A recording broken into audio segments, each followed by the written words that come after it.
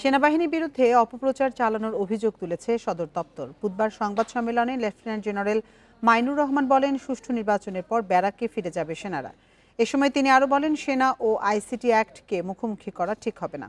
সরকারের চাওয়া অনুযায়ী গুমে অভিযুক্ত সেনা সদস্যদের বিচার চলবে। নিয়মিত সংবাদ সম্মেলনের আয়োজন করে সেনা সদর। প্রশ্ন আসে, গুমের দায়ে অভিযুক্ত সেনা সদস্যদের বিচার, অস্ত্র উদ্ধার ও নির্বাচনে দায়িত্ব পালন নিয়ে। 50% সেনা সদস্যকে মাঠ থেকে তুলে নেয়ার প্রসঙ্গে সদর দপ্তর জানায়, লম্বা সময় বাইরে থাকায় প্রশিক্ষণ সহ বিভিন্ন কার্যক্রম ব্যাহত হচ্ছে। সুষ্ঠু নির্বাচনের মধ্য দিয়ে ব্যারাকে ফিরে যাবে সেনারা।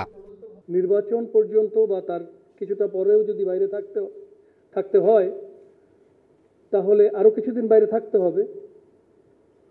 তো এতে করে কিন্তু আমাদের প্রশিক্ষণ বিঘ্নিত হচ্ছে। আমরাও চাই একটা সুষ্ঠু নির্বাচন অনুষ্ঠিত হোক এবং আমরা সেনানিবাসে ফেরত আসতে পারি। নির্বাচন সামনে রেখে সীমান্ত দিয়ে অস্ত্র প্রবেশ ও বিভিন্ন জায়গায় গোলাবারুদ উদ্ধারে উদ্বেগ জানায় সেনা সদর। গত 15 মাস যাবৎ বাংলাদেশ সেনাবাহিনী বেসামরিক প্রশাসনকে সহায়তায় আইন শৃঙ্খলা রক্ষা কাজে নিয়োজিত রয়েছে।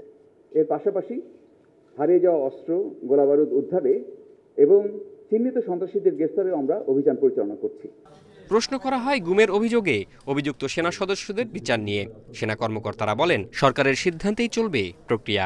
আইসিটি অ্যাক্টের অধীনেই বর্তমানে মামলাটি পরিচালিত হচ্ছে।